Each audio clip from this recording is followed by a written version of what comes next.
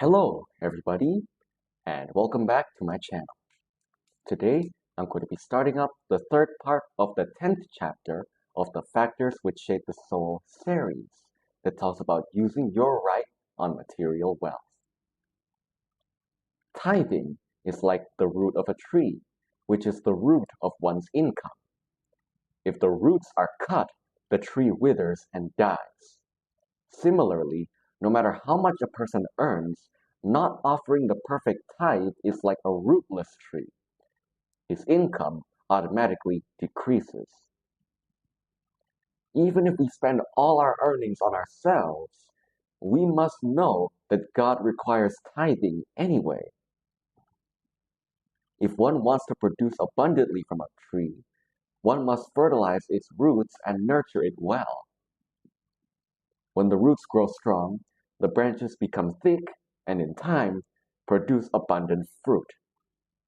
Hence, the fertilizer applies to the roots, not the branches.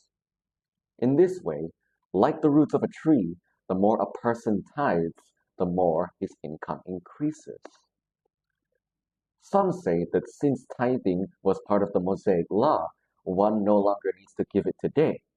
However, tithing was what Jacob, Moses' ancestor, had decided to offer when he set the stone, even before Moses proclaimed as the law all the revelations he had received on Mount Sinai. Genesis chapter 28, verse 22. In addition, Abraham, Jacob's ancestor, also tithed to Melchizedek to prove that his income was a blessing from God and not something he had earned for free. In Matthew chapter 23, verse 23, Jesus even emphasized the tithe and confirmed it by admonishing us not to neglect justice, mercy, and faithfulness. Furthermore, Jesus reminds us to offer the sacrifices Moses commanded in Matthew chapter 8, verse 4. The New Testament does not emphasize tithing because it was already a part of the Jewish life. Tithing is a commandment of God. Malachi chapter 3, verse 10 states, "Bring the whole tithe into the storehouse, that there may be food in my house. Test me in this, says the Lord Almighty, and see if I will not throw open the floodgates of heaven and pour out so much blessing that there will not be room enough to store it." God promises to pour his blessings until one has no more room for them if he tithes. However, one must not misunderstand this term and think that his material wealth will be overflowing. By the expression, he pours out blessings until you will not have enough room to contain them, he meant to give spiritual wealth first, and then material prosperity will follow. It does not matter how much money a person has, but it is useless if he does not have the right of ownership. True blessing refers to the right to possess and control material wealth. When the Israelites came out of Egypt, they did not take any material wealth or food with them, yet did not feel any lack because they had the right to use the material wealth. Deuteronomy chapter 8, verse 18.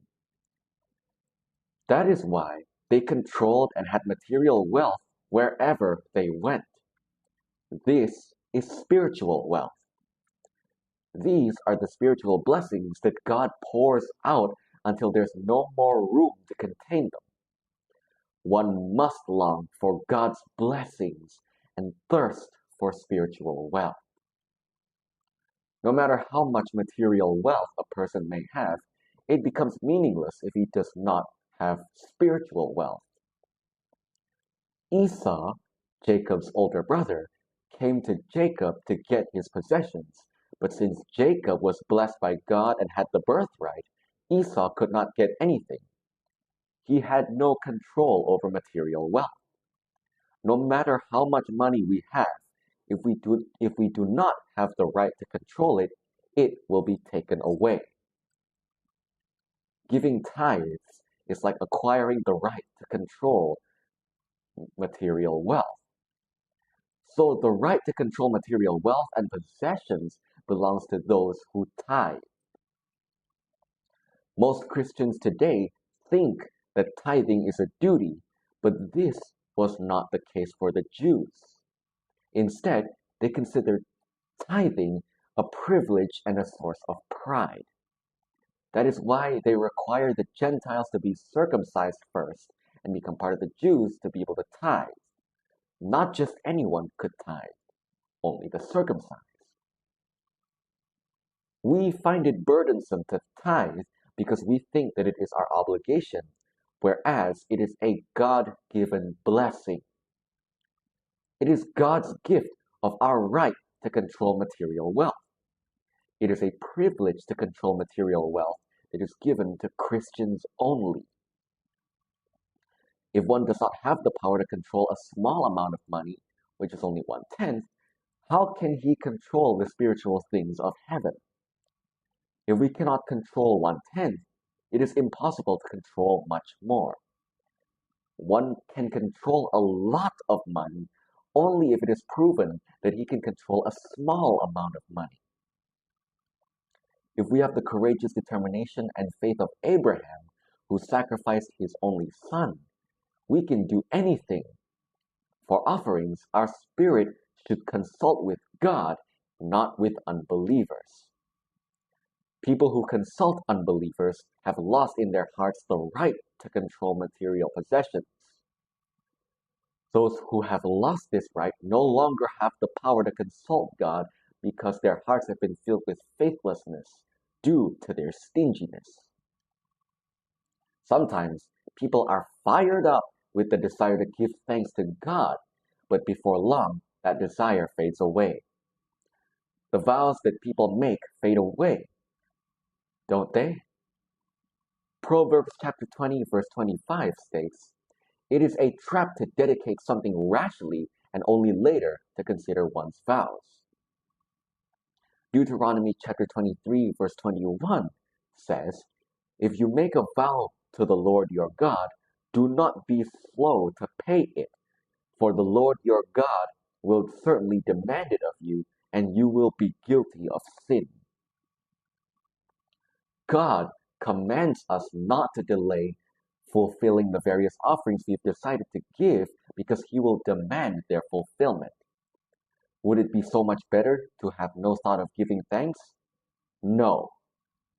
According to the text, the notion of robbing God of his offerings means that one's faith is cursed. It means that one's conscience is under a curse.